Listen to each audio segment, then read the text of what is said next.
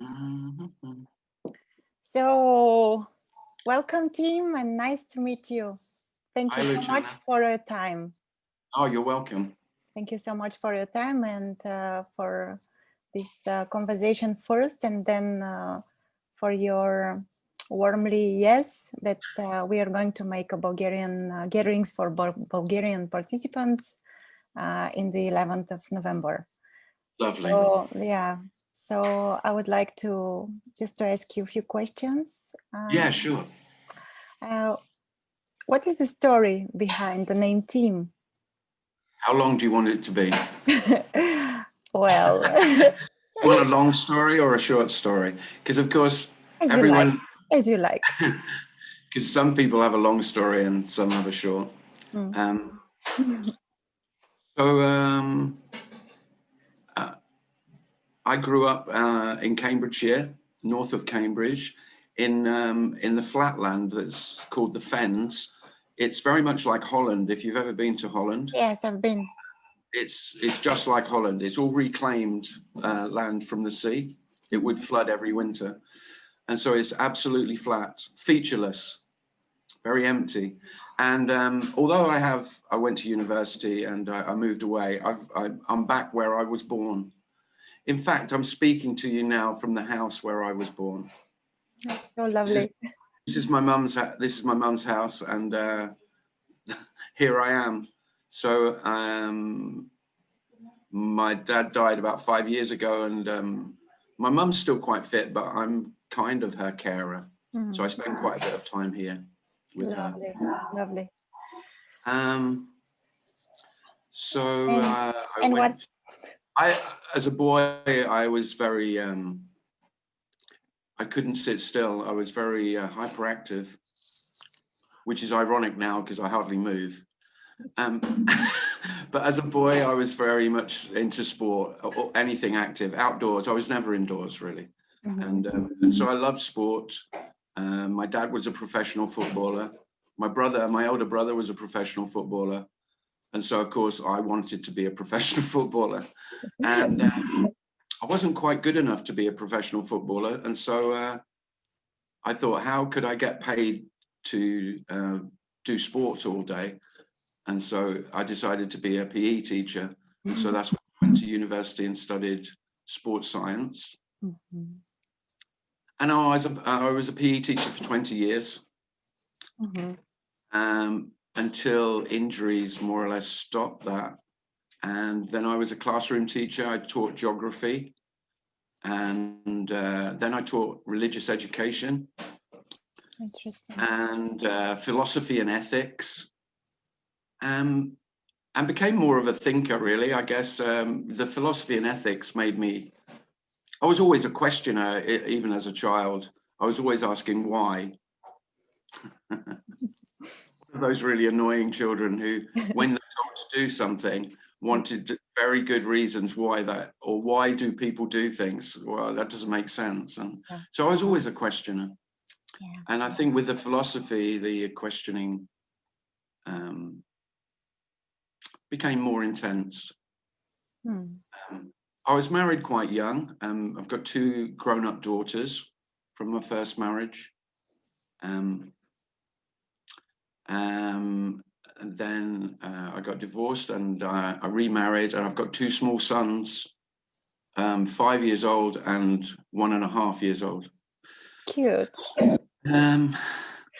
So I'm really quite busy. Even though I'm retired, I don't work. I took early retirement from teaching.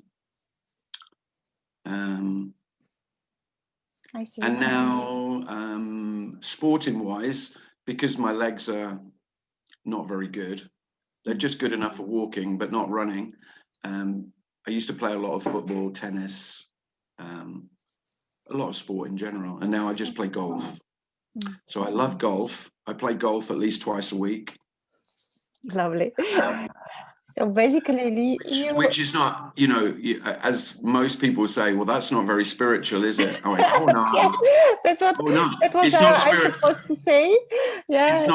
It's not spiritual at all. And yet, of course, the whole notion that some activities are spiritual and some aren't is completely nonsensical. True. Either everything is spiritual or nothing is at all. And I've never really understood what spiritual meant, because this dichotomy, this separation between material and spiritual is, I always had a sense that it was nonsense. And that actually there isn't the material, and because what we really mean by spiritual is the unknown. And as if there is a difference, there's the known, which is material, which is nonsense. We don't know the material at all. We've made that up. And then there's the spiritual that we don't know, and it's all mysterious. Well, yeah, they're not two. Totally makes sense. Totally resonates. So basically, you're not living in a cave alone. I'm not in a cave, no. Lovely. So no, actually, I mean, I feel my life is much more full without work, because what most people do is fill their life with work, whereas life is absolutely overflowing without work. Yeah. Okay, could you tell us more about your path? How did the search begin? What was wrong? How did this search begin? Well, I would say the essence of being self, of being me, is being a seeker. So you could say it starts about 1.5 years old, 2 years old. From then on, you're a seeker. Once you have a sense of self, a sense of me, of being separate, then you're forever seeking completion and wholeness from that time on. That's only a story. I mean, that's not true either. But if you look at children are seekers. We always say about children being innocent and pure and open. That's true to a degree, but it's because the self is still forming. It's not as concrete. You know, it's still developing a solid shell. And so there's much more openness and freedom still. But what self tries to do is create itself, create something really very real and consistent, and to maintain that sense of continuity. Where in fact, you know, when we talk about the openness of children, that's when there is no continuity, there's only this. And this isn't continuous. Anyway, so I guess it really started, I was always seeking, really, questioning. And really all that seeking means is questioning, trying to find answers. Yeah. As if life needs answers, which it doesn't, obviously. But me won't have it, because I feel insecure without answers. Answers give me that sense of solidity and security that I crave. Self craves that sense of this whole notion of groundedness. You know, I know who I am. I know where I am. I know what's happening. It's all illusory, and of course, ultimately self knows it's illusory, but is in complete denial of it. It's always pushing it away. And but in earnest, in terms of non-duality seeking, there was one event, you could say, an awakening event. When I was with children, I was with a class of 30 children, and I was leading them on an outdoor pursuits walk up it was in Derbyshire, in National Park, Peak District National Park. It's very beautiful, but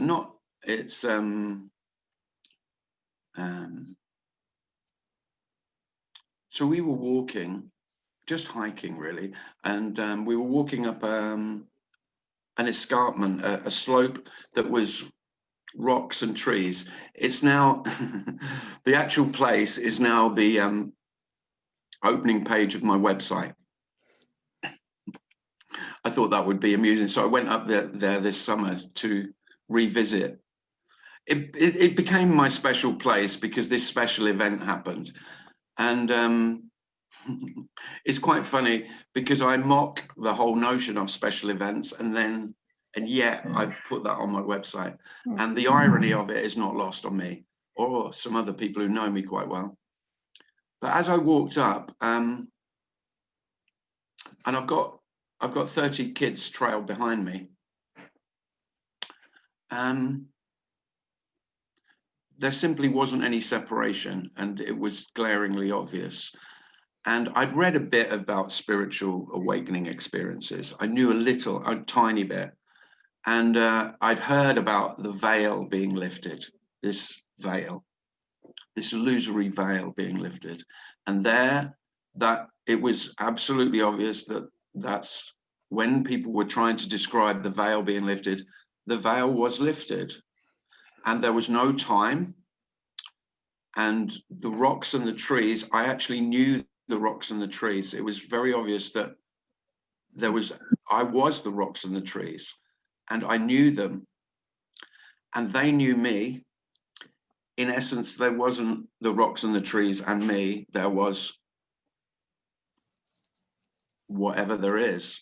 And it was indescribable, but the only way I could describe it, and by the way, this didn't last any time at all. This is while I'm walking. Yeah. So I couldn't actually pinpoint when it happened. So I couldn't say it happened and it lasted for 10 seconds or a minute, or it didn't last any time.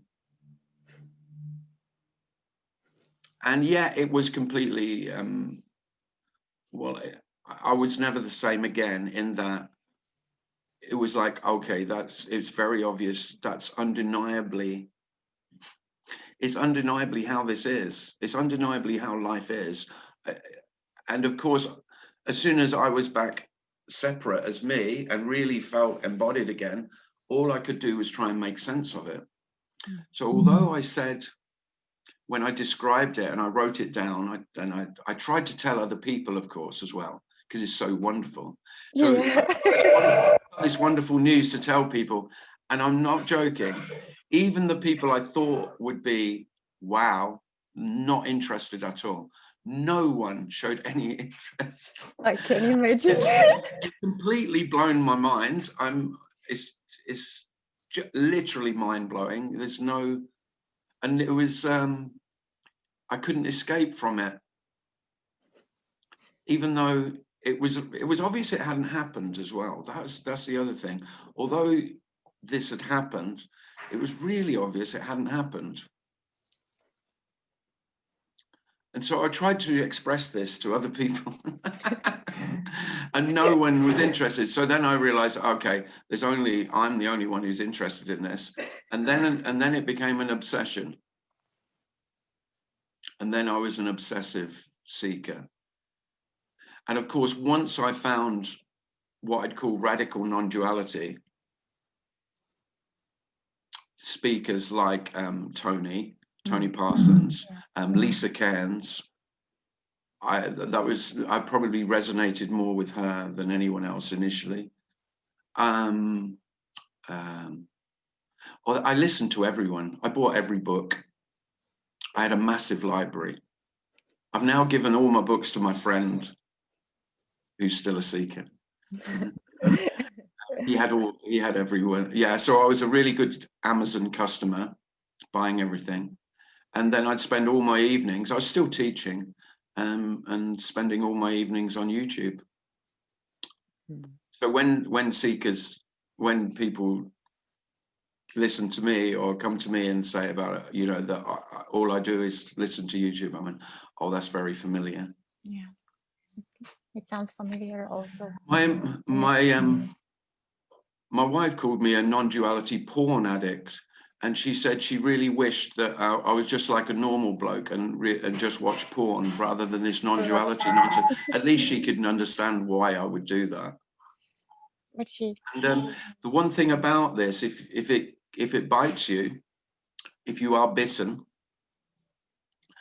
there's absolutely no antidote. There's no escape. And I did try to escape, because it did destroy what I would have called my life. There's no doubt about that. So I wouldn't treat this lightly. Yeah. Yeah. because it is destructive, seemingly to me, because it actually takes everything that you've called yours, everything that you've said was yours. will be seen, can only be seen to be an illusion, that you never had anything, very simply because there was no you to actually own anything. And that's the freedom of which we speak, but it's a terrible freedom for me. For me, it's And terrible, true. yeah, for me, this is a terrible message. And yet, if it resonates, if it's heard, it can't be unheard. That's just how it seems for everyone who hears it. If it's not heard, then it's just dismissed. It's, and me carries on. It's fine. And I would say, fortunately for most me's, they don't hear it. Yeah. Oh, that was quite long, but there we go. It was perfect. No, it was perfect. Resonates so much. Beautiful. Okay, my last question, it's a little bit longer, but I will try to formulate it in a way that it will be easy and clean for you. So recently, many people have glimpses, let's say, that life is not just birth and death and what is between them. And they start seeking. One could say that the seeking is start somehow. Yeah. And it leads to various kind of YouTube videos, reading tons of books,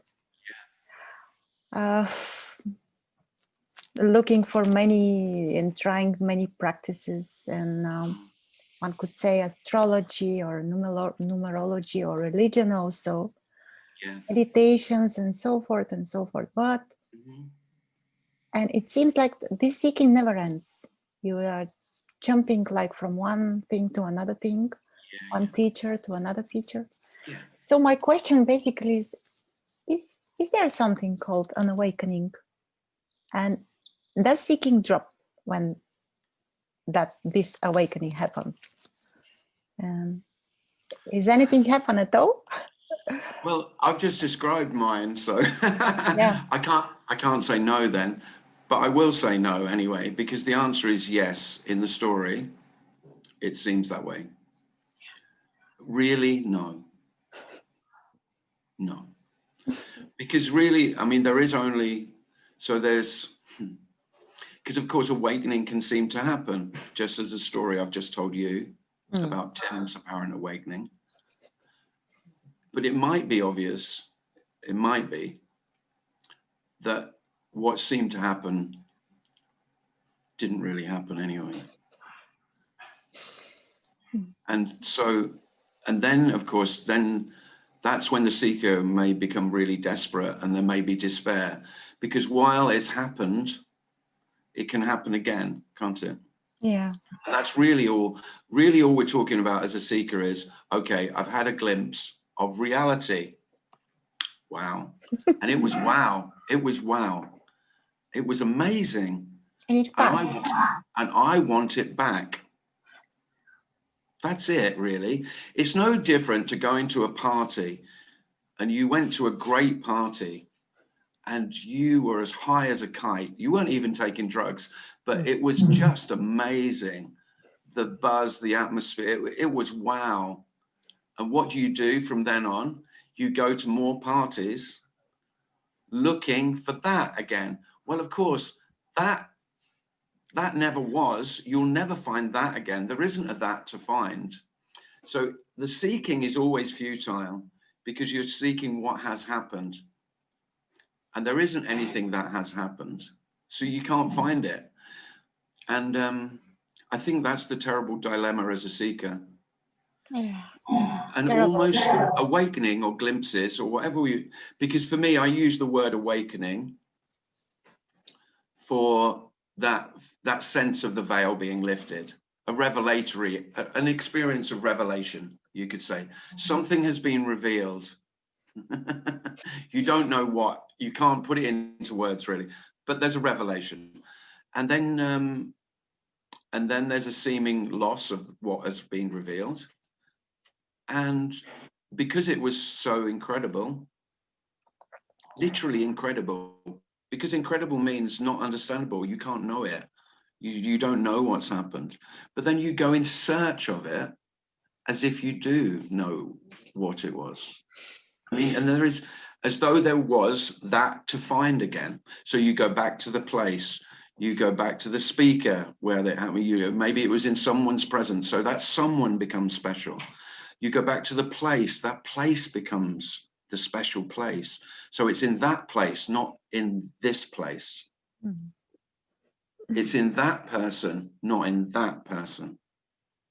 And so we create all these stories of specialness, which of course we've done throughout, as all me ever does. Me has an intense desire for specialness, for significance. And one of the reasons this is such a devastating message for self is it can be very, very obvious that there isn't anyone to be special. And the loss of the hope of specialness, you could say that's the real killer for me. But if it becomes completely undeniable that that is the case, that there aren't any special people, it might be seen first that I can't be special. There isn't a me to be special. It's much more likely that the you made special, they are shown to be absolutely ordinary. And how many stories do we know of seekers who have followed a guru, followed a special one, the chosen one, the special one, only to realize that they're an absolutely ordinary, flawed human being, just the same as everyone else. And that is totally devastating. True. And then they blame, but then what me does, rather than see that, okay, that's what human beings are, just exactly what they are, very ordinary, flawed human beings. We then make them they're the problem. So I go off to find the real special one. Because of course, if there are special people, then I can be a special person. And that's what I desire most. That's really what me is. Me's obsessed with specialness, and it doesn't want this ordinary, very ordinary, everyday, mundane life. So spirituality says there's something else hidden behind, deeper, higher. Of course. Yeah, and I can listen to special people who have found it, and they'll show me the way. They have special keys that will unlock the door. They have keys to the gateless gate. If you're into non-duality, you know, the gateless gate. Yeah. Well, there aren't any keys. There isn't a gate. There isn't even a gateless gate. There's nowhere to go through. You don't go through. There is no one to travel through a gate. I love the story of there's a lovely Zen Buddhist story. I'll really simplify it. I simplify everything. And the novice is on the other side of the river, and he shouts to the master on the other side of the bank, "Master, how do I get to the other side?" And the master just shouts back, "You are on the other side." But you are there. You are on the other side. Yeah, lovely. Yeah, lovely. Wow. And yeah, there we go. Oh, it resonates so much. I have no explanation why I'm laughing so much listening to you, but it's coming. Well, the thing is, it is terribly. Life is terribly funny. True. But of course, that doesn't mean that it's not, because the way that this is spoken about, or the message is that there isn't, you know, it sounds hopeless. And in a way, this is a message that destroys hope. And self lives on hope. You know, that's, and hope is in an imagined future. You know, the future is imaginary. We all know that. Now, every human being knows the future is imaginary. And yet, because if it is imaginary, then hope can't exist. And that's one of the most dreadful things. That's why nearly always this message is rejected by self, because it negates future. They're really, you know, everyone knows we've got cliched phrases. I'm sure they're the same in Bulgarian, that tomorrow never comes. Absolutely, we have. Yeah, you have that. I reckon every nationality, every human being knows this. There isn't tomorrow, obviously. I mean, Eckhart Tolle has made an absolute fortune over this glaringly obvious fact that there is only now. Well, you know, I speak about that, but I speak about it in a slightly different way. But it's just, I mean, that isn't mystical. It is obvious. It's extraordinarily obvious that there is only this. And I say this rather than now, but it's just different words. There isn't a word for what we're speaking about, because language in essence is dualistic. Yeah, it's very so one of the great freedoms about speaking about this is that you can't get it wrong. And the reason you can't get it wrong is you can't get it right. There isn't a right way of speaking about this. Whatever words come out, they're this. Yeah. No matter how. So there is an immense freedom in that. Yeah, it's really what I admire to, let's say, people like you who can speak in such a clear way. Because it's very difficult to speak like this. It's not funny. Difficult. It's like it's difficult to put in words. Yeah, and maybe, well, people who have heard me speak about this for a few years now say that I'm better now than I was a few years ago. But there's no noticing of that here. There's none. It's just whatever's said is said. They really aren't my words, and I know that always sounds as though it's no, it looks like they are yours, but they're coming. Yeah, but the thing is, it's no different there. What Luciana calls Luciana's words, they're not hers. True. Any more than these are Tim's. Yeah, true. And then, and of course, dealing with other human beings then is much easier. It's much easier when the words are not that person's words. True. Also true. Very true. It's there is no guilt and blame. And guilt and blame are the cause of most suffering. Yeah. And the only reason we have guilt and blame is so that we can have an answer. Oh, it's his fault. Oh, it's my fault. Yeah. He did that. He could have done this, but he did that.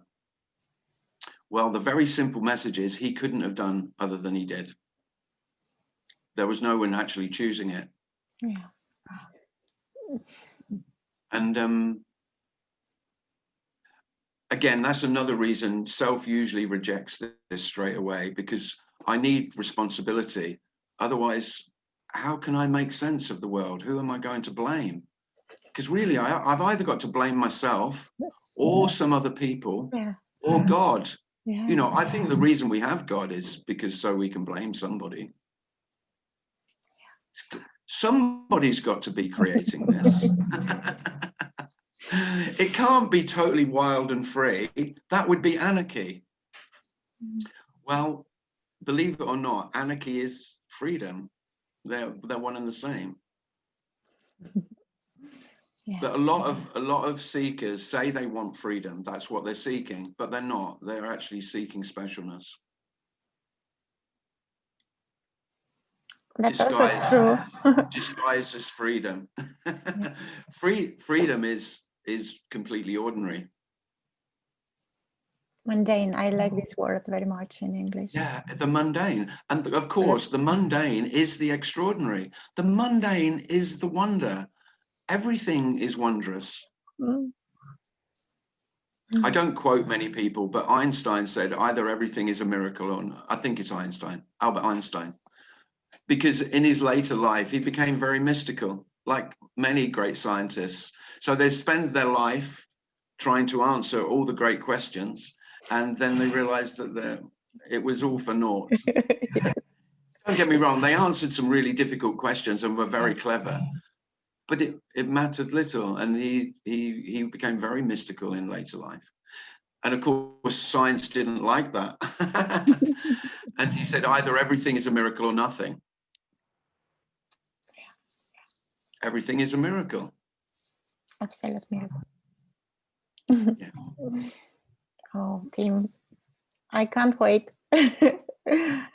Oh, lovely. Well, thanks for asking me. And yeah, I look forward to it. Yeah, so do I. So I will repeat again, but I will put it also in. Yeah. And if anybody wants to come to my Zoom meetings, I do Zoom meetings on a Monday and Thursday, 7 p.m. British time. Yeah, lovely. Twice per week. You can find the invitations are on my Facebook, and I they will join maybe tomorrow. And on YouTube. Mm. And yeah. Okay, thank you so much. Oh, you're welcome. Wishing you a lovely sunny day. It's a terrible day. It's torrential rain here. Really? Yeah, it's almost flooded. I just Yes, drove here. sunny. I just drove here, and the roads were flooded. Yeah. We are very happy with a beautiful autumn here. It's a lovely sunny day. Oh, lovely. I'm jealous. It's not going to last long, you know. No. Okay. Thanks. See you soon. Thank you very much. Yeah, see you soon. Lovely. Thanks very much. Bye-bye. Thank you. Bye. Bye-bye.